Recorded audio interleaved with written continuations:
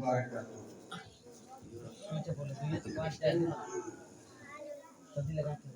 إن الحمد لله نحمده ونستعينه ونستغفره ونعوذ بالله من شرور أنفسنا ومن سيئات أعمالنا. من يهده الله فلا مضل له ومن يضلل فلا هادي له. وأشهد أن لا إله إلا الله وحده لا شريك له وأشهد أن محمدا عبده ورسوله. أما بعد فإن خير الحديث كتاب الله وخير الهدي هدي محمد صلى الله عليه وسلم وشر الأمور محدثاتها وكل محدثة بدعة وكل بدعة ضلالة وكل ضلالة في النار. أعوذ بالله من الشيطان الرجيم. بسم الله الرحمن الرحيم. شهد الله أنه لا إله إلا هو والملائكة وأولو العلم قائما بالقسط لا إله إلا هو العزيز الحكيم. وبسم الله الرحمن الرحيم. إن في خلق السماوات والأرض واختلاف الليل والنهار لآيات لأولي الألباب. وقال النبي صلى الله عليه وسلم طلب العلم فريضة على كل مسلم. حاضرین مجلس، عزیز طلبہ و طالبات، وہ اسٹیج پر بیٹھے قابل قدر مولانا ذوالقرنین صاحب اور حافظ اللہ صاحب اور باقی اساتذہ کرام، میرے بھائیوں، عزیز طلبہ و طالبات،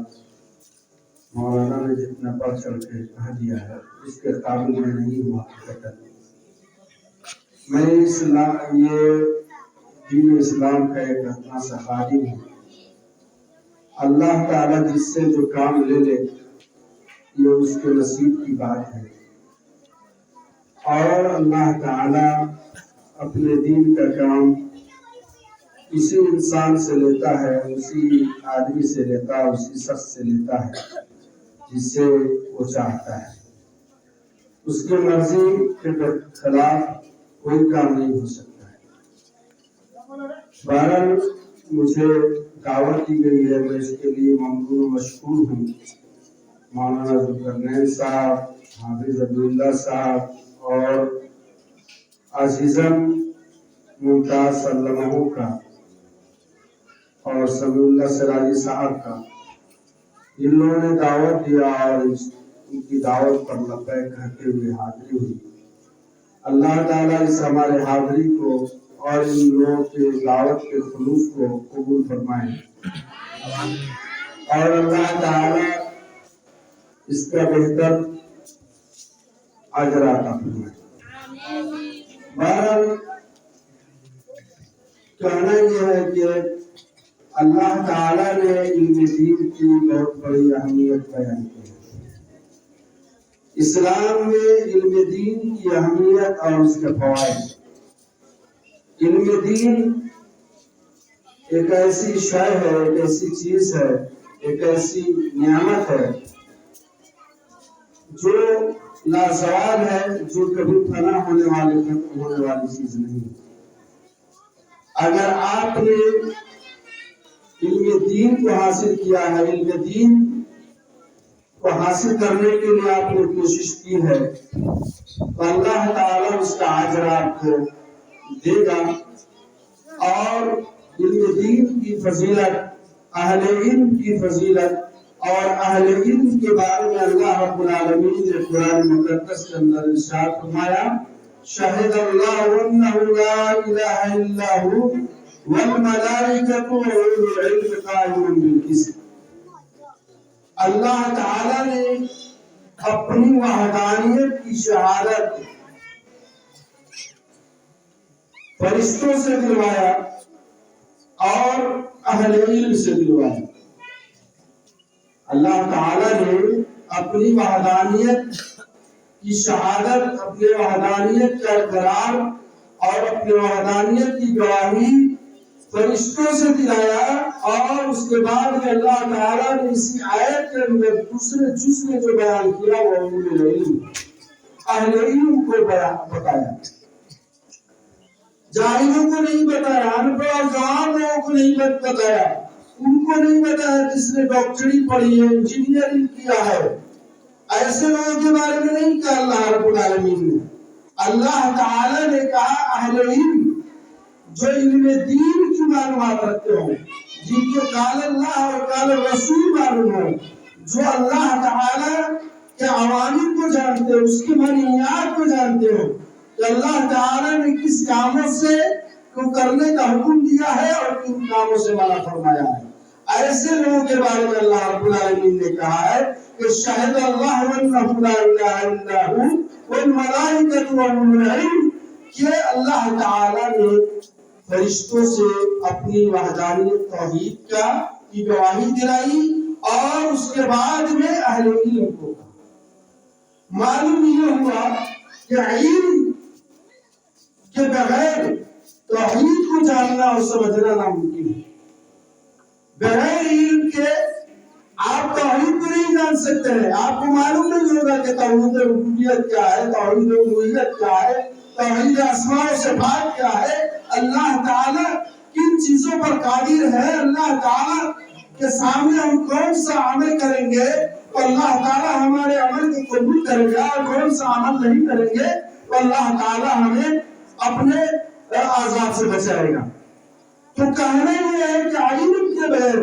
اللہ تعالیٰ کی وحدانیت کو بھی نہیں جان سکتے ہیں، آپ اللہ تعالیٰ کے ایک ہونے کو بھی نہیں پرکھ سکتے ہیں، نہیں سمجھ سکتے ہیں کہ اللہ تعالیٰ اپنے ربوبیت میں، اپنے الوہیت میں، اپنے اسماء و صفات میں کس طریقے سے ہے۔ اس لیے اللہ تعالیٰ نے اس آیت میں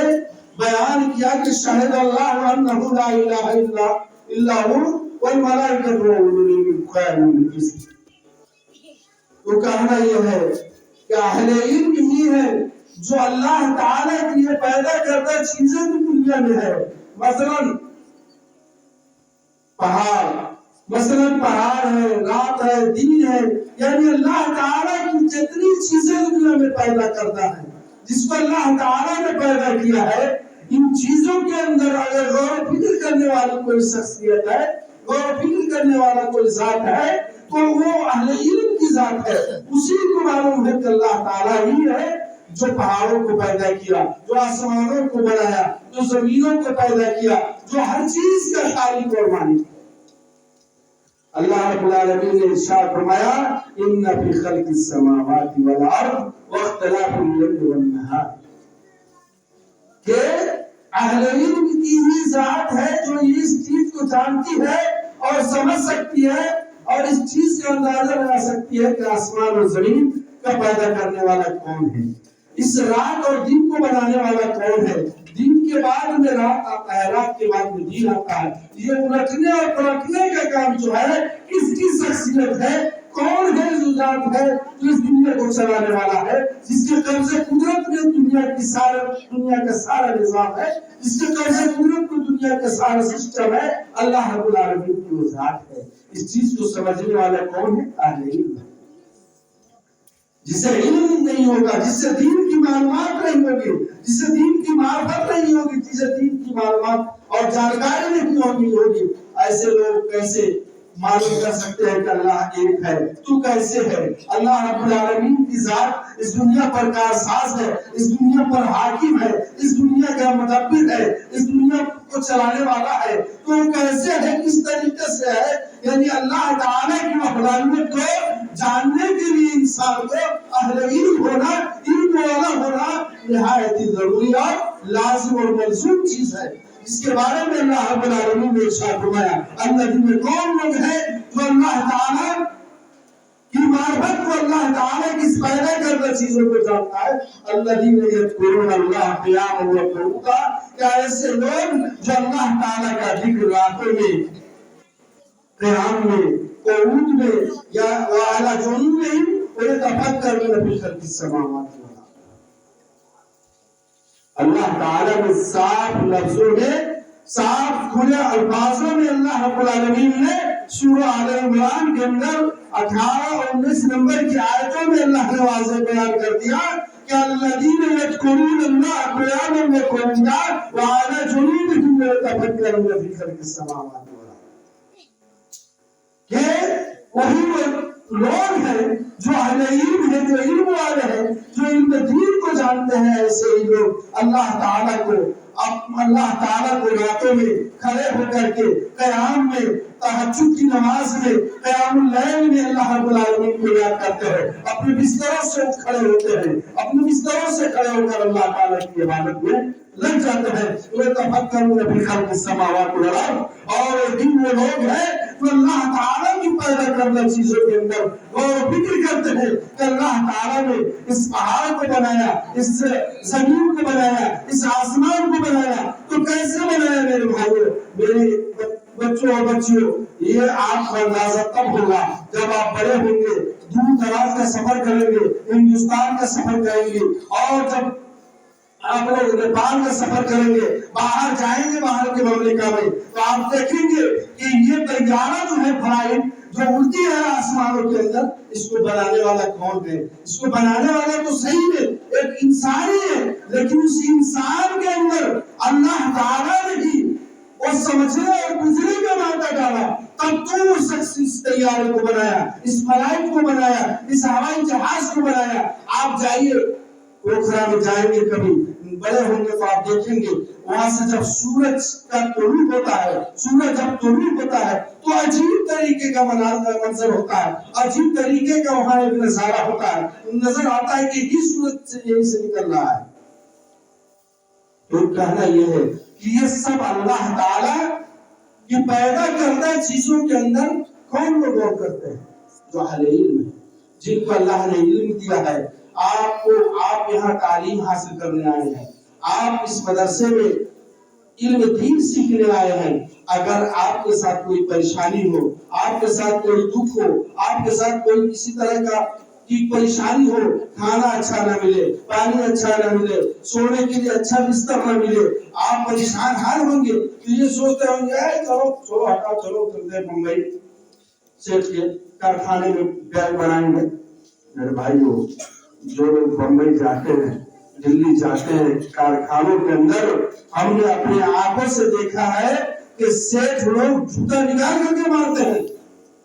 اگر 1 گھنٹے کا کام بتا دیا کہ 1 گھنٹہ میں یہ کام تمہیں کر کے دینا ہے، اگر آپ نے نہیں کیا ہے تو وہ باہر سے آئے گا، 500 گالی دے گا، پہلے آپ کو اوپر برسے گا۔ اس کے بعد اگر آپ نے ایک لفظ، اگر ایک زبان ہلا دیا تو جوتا نکالے گا، وہ بیٹ نکال کر کے مارتا ہے۔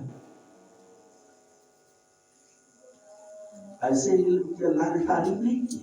بیٹ بنانے کے علم کی، فلاں چیز کی، فلاں چیز کی، ایسے چیزوں کی تعریف نہیں کی اللہ نے۔ اللہ تعالیٰ نے کہا الذین یذکرون اللہ قیاما وقعودا وعلی جنوبہم یتفکرون فی خلق السماوات والارض ربنا ما خلقت ھذا باطلا۔ جب آپ ان پہاڑوں کو دیکھیں گے، اس زمین کو دیکھیں گے، اس آسمان کو دیکھیں گے، اللہ تعالیٰ کے پیدا کردہ ان شجر کو دیکھیں گے، ان حجر کو دیکھیں گے، ان حیوانات کو دیکھیں گے، ان نباتات کو دیکھیں گے، تو آپ کو معلوم ہوگا کہ اللہ تعالیٰ نے ان چیزوں کو بیکار نہیں پیدا کیا، بلکہ مثال میں پیدا کیا۔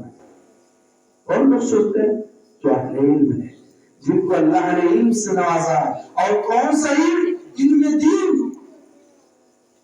علم دین کی فضیلت اللہ کے نبی محمد رسول اللہ صلی اللہ علیہ وسلم نے بیان کیا۔ طالب العلم فریضۃ علی کل مسلم، ہر مسلمان کے اوپر علم دین کو سیکھنا فرض ہے، سنت نہیں ہے، مستحب نہیں ہے، یعنی پرمیشن نہیں ہے کہ چھوڑ سکتے ہو، نہیں، سیکھنا فرض ہے ہر مسلمان پر۔ اور مسلم کا اطلاق یہ نہ سوچے بچیاں کہ یہ تو بچوں کے لیے کہہ دیا ہے مولانا، نہیں، اس حدیث کی تفسیر محدثین نے بیان کی ہے کہ اس کے اندر مرد اور عورت سب شامل ہے،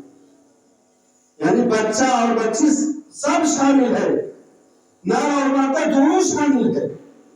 تو کہنا یہ ہے کہ علم دین کو حاصل کرنا فرض ہے۔ ہمارے اوپر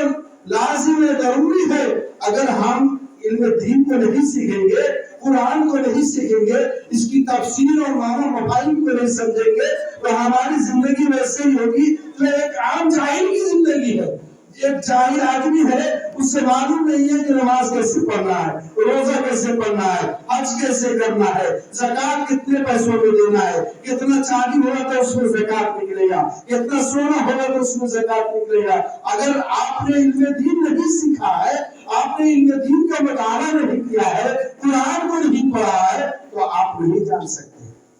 آپ کے لیے ناممکن ہے۔ اس لیے علم دین کی اہمیت کو بیان کرتے ہوئے کیا کہا اللہ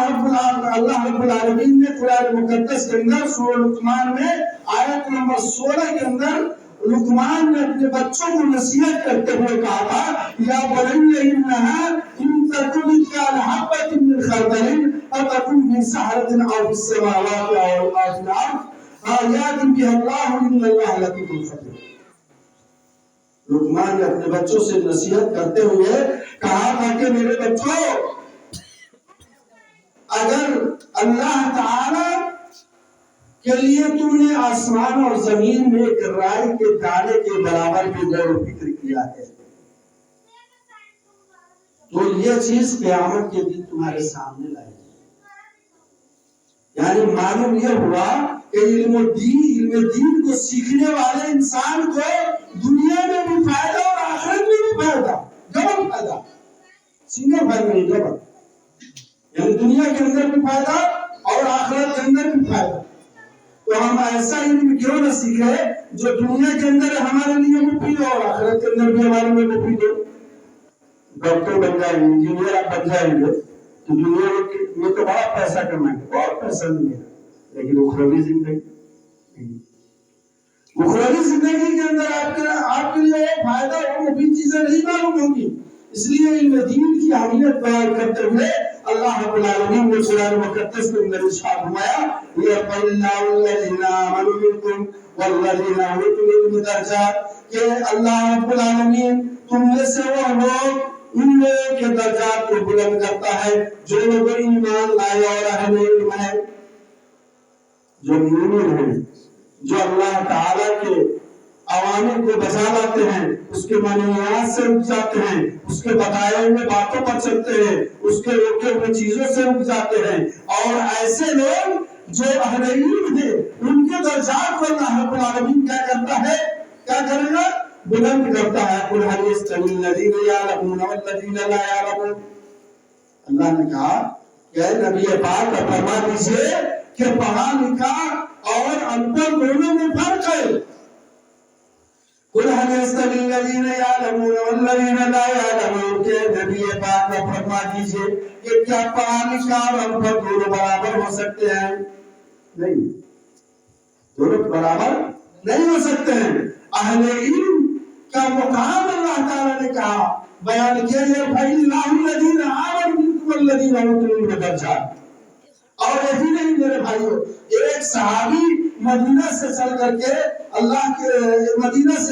کے دمشق پہنچا، اور پہنچنے کے بعد کیا کس لیے پہنچا، کس لیے کیا کہ ایک حدیث کو معلوم کرے۔ راوی حدیث ابو دردہ کہتے ہیں کہ وہ شخص مدینہ سے چل کر کے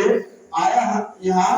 کہ ایک حدیث معلوم کرے۔ کہا کہ نہیں، یہاں پیسہ کے لیے نہیں آیا، روپیہ کے لیے نہیں آیا، کسی دولت کے لیے نہیں آیا، کسی شہرت کے لیے نہیں آیا، کسی عہدہ کے لیے نہیں آیا، کسی مقام کے لیے نہیں آیا، بلکہ مجھے یہ معلوم ہوا کہ اللہ کے نبی محمد رسول اللہ صلی اللہ علیہ وسلم کی ایک پیاری حدیث آپ کو معلوم ہے، اس کو معلوم کرنے کے لیے ہم آئے۔ اس وقت اس موقع پر کہا تھا، اللہ کے نبی صلی اللہ علیہ وسلم کی اس حدیث کو پڑھا تھا کہ من سلک طریقا یلتمس بہ علما سہل اللہ طریقا الی الجنہ، کہ اگر آپ نے علم دین کو سیکھنے کے لیے قرآن کو سیکھنے کے لیے، حدیث کو سیکھنے کے لیے اگر آپ نے صعوبتیں برداشت کی ہے، پریشانیاں برداشت کی ہے، مدرسے کا ڈانٹ کھایا ہے، مدرسے کا بے نمک کی بھجیاں کھایا ہے، تو یہ آپ کا رائے گا نہیں جائے گا۔ اللہ تعالیٰ کے نبی محمد رسول اللہ صلی اللہ علیہ وسلم نے بیان کیا کہ من سلک طریقا یلتمس فیہ علما، کہ جس شخص نے اللہ تعالیٰ کے اس راستے میں علم کو حاصل کرنے کے لیے، علم دین کو حاصل کرنے کے لیے چلا، تو اللہ تعالیٰ نے، اللہ کے نبی نے کہا سہل اللہ لہ طریقا من الجنہ، اللہ تعالیٰ اس کے لیے گویا کہ جنت کا راستہ آسان کر دیتا ہے۔ میرے بھائی، علم دین آپ سیکھ رہے ہیں کہ بھائی ابھی تو اچھا ہے، مدارس میں بہت اچھا ہے، بہت اچھے کھانا مل رہا ہے۔ ہم لوگ پڑھے جس وقت ایسا دال ملتا تھا کہ دیکھ کر کے کھانے کی طبیعت نہیں، ایسا بھرتا ملتا تھا چوکھا کہ کھا نہیں سکتے تھے۔ تو علم دین کو سیکھنے والے پریشانیوں کو جھیلتے ہیں، پریشانیوں سے لڑتے ہیں، پریشانیوں کو اٹھاتے ہیں، اور یہ سوچتے ہیں کہ ہم تو علم دین سیکھنے آئے ہیں، اللہ رب العالمین کے کتاب کو سیکھنے آئے ہیں، نبی پاک صلی اللہ علیہ وسلم کے حدیث کو سیکھنے آئے ہیں۔ اس لیے اللہ کے نبی نے کہا کہ من سلک طریقا یلتمس فیہ علما سہل اللہ طریقا من الجنہ، کہ جس شخص نے علم دین کو سیکھنے کے لیے اس راستے میں چل پڑا ہے، اللہ تعالیٰ اس کے لیے جنت کا راستہ آسان کر دیتا ہے۔ اور آگے اللہ کے نبی نے بیان کیا مجتمع قوم فی بیت من بیوت اللہ، اور اگر کوئی قوم، کوئی جماعت، کوئی گروہ، کوئی جتھا اگر کسی جگہ جمع ہوتا ہے اللہ کے گھروں میں سے کسی گھر میں، تو اللہ تعالیٰ کہ نبی نے کہا کہ اور کیا کرتے ہیں، یتلون کتاب اللہ، وہ مدرسے میں جمع ہوئے، آپ مدرسے میں آئے ہیں اور کتاب اللہ کی تلاوت کرتے ہیں، کتاب کو پڑھتے ہیں، اس قرآن کی تلاوت کرتے ہیں صبح سویرے، وَيَتَدَارَسُونَ بَيْنَهُمْ، اور آپس میں آپ کو درس و تدریس سے نوازا جاتا ہے، آپ کو پڑھایا جاتا ہے، آپ کو تعلیم دی جاتی ہے، آپ کی تربیت کی جاتی ہے، آپ کی اصلاح کی جاتی ہے۔ اللہ کے نبی نے کہا کہ لَا نَزَلَتْ عَلَيْهِمُ السَّكِينَةُ، اللہ رب العالمین آپ کے اوپر سکون نازل کرتا ہے۔ وَغَشِيَتْهُمُ الرَّحْمَةُ، اور رحمت ڈھانپ لیتا ہے ان لوگوں کو۔ اور کیا کہا اللہ کے نبی نے حَفَّتْهُمُ الْمَلَائِکَةُ، فرشتہ اپنے پروں کو بچھا دیتے ہیں ایسے لوگ۔ آپ تو وہ شخص ہیں، آپ کی حیثیت تو ایسی ہے کہ آپ کے لیے پانی میں مچھلیاں دعا کرتی ہے، آپ کے لیے فرشتے دعا کرتے ہیں، آپ کے لیے فرشتے اپنے پروں کو بچھا دیتے ہیں۔ میرے بھائیوں، تو کہنا یہ ہے کہ علم دین کی بہت بڑی اہمیت ہے، علم دین کی بہت بڑی فضیلت ہے۔ علم دین ایک ایسا علم ہے جس کے بارے میں اللہ کے نبی محمد رسول اللہ صلی اللہ علیہ وسلم کی ایک پیاری حدیث، اللہ کے نبی صلی اللہ علیہ وسلم کا انتقال ہو چکا ہے، اور آپ کی چہیتی بیٹی حضرت فاطمہ رضی اللہ تعالیٰ عنہا حضرت ابوبکر کے پاس آتی ہے اور کہتی ہے کہ اے ابوبکر، آپ ابھی خلیفہ وقت ہے، آپ کے پاس اقتدار ہے، آپ ابھی خلیفہ ہے، مجھے ایک غلام کی ضرورت ہے، مجھے ایک غلام چاہیے۔ حضرت ابوبکر رضی اللہ تعالیٰ عنہ نے جواب دیا کہ اے فاطمہ، اللہ کے نبی صلی اللہ علیہ وسلم نے کوئی مال ترکے میں نہیں چھوڑا ہے، کوئی مال نہیں ہمیں دیا ہے، بلکہ اللہ کے نبی صلی اللہ علیہ وسلم یہ اس پیاری حدیث کو پڑھا، العلماء ورثۃ الانبیاء وان الانبیاء لم یورثوا دینارا ولا درہما، کہ انبیاء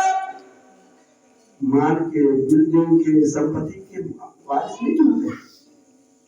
لم یورثوا دینارا ولا درہما۔ اس کے بعد حضرت فاطمہ رضی اللہ تعالیٰ عنہا واپس چلی جاتی ہے سننے کے بعد، یہی نہیں بلکہ اللہ کے نبی سے رسول اللہ صلی اللہ علیہ وسلم کی زندگی میں وہی فاطمہ دوڑتی ہوئی آئی اور کہا کہ اے اللہ کے نبی، اے میرا پہچان، میرے گھر میں بڑی پریشانی ہے، میرے گھر میں بہت دقت ہے، میرے گھر میں بہت پریشانی ہوتی ہے کام کرنے میں، ایک غلام ہمیں دے دیجیے، ایک نوکری ہمیں عنایت کر دیجیے۔ اللہ کے نبی صلی اللہ علیہ وسلم نے کہا کہ اے فاطمہ،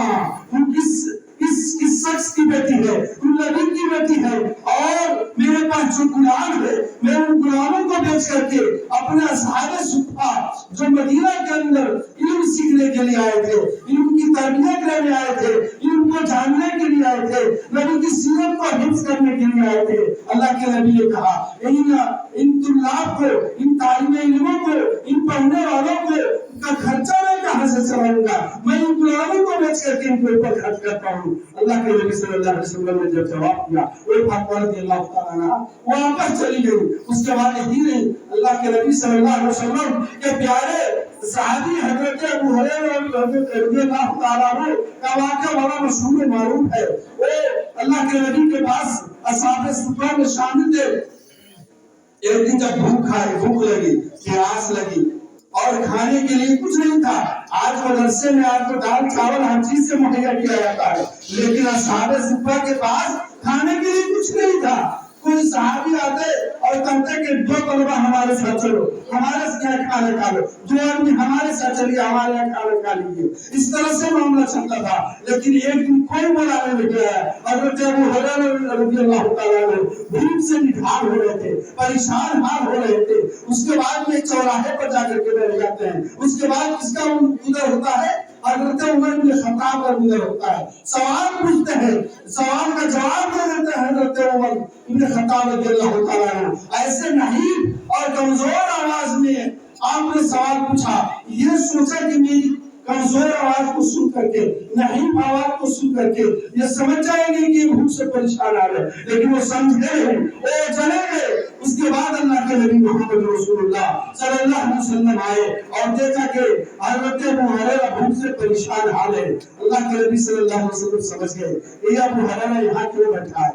حضرت ابو ہریرہ کو کہا کہ چلو میرے ساتھ چلو، اب لے کر کے گھر جاتے ہیں۔ گھر پہنچنے کے بعد امہات المومنین سے کہتے ہیں کہ گھر میں کچھ کھانے کے لیے ہے، اور امہات المومنین نے کیا جواب دیا کہ اللہ کے نبی گھر میں تو کچھ نہیں ہے، لیکن ایک صحابی نے، ایک آپ کے ساتھی نے ایک کٹورا، ایک پیالہ دودھ لا کر کے دیا ہے، ہدیہ کہیں دیا ہے، اسی نے دیا ہے۔ اللہ کے نبی صلی اللہ علیہ وسلم نے حضرت ابو ہریرہ کو کہا کہ جاؤ اصحاب صفا جتنے لوگ یہاں بیٹھے ہوئے ہیں جو علم دین حاصل کرنے آئے ہیں، جو حدیث کی تعلیم لینے آئے ہیں، ان سب کو بلا کر کے لے کے آؤ۔ حضرت ابو ہریرہ رضی اللہ تعالیٰ عنہ سب کو بلا کر کے لے کے آتے ہیں۔ اس کے بعد دل ہی دل میں مہینے میں یہ بات کا خوف ہوتا ہے کہ ایک پیالہ دودھ ہے، ہم پیئیں گے یا ہمارے ساتھی پیئیں گے۔ اللہ کے نبی صلی اللہ علیہ وسلم نے ان لوگوں کو بلایا، اس کے بعد سب کو پلانا شروع کیا۔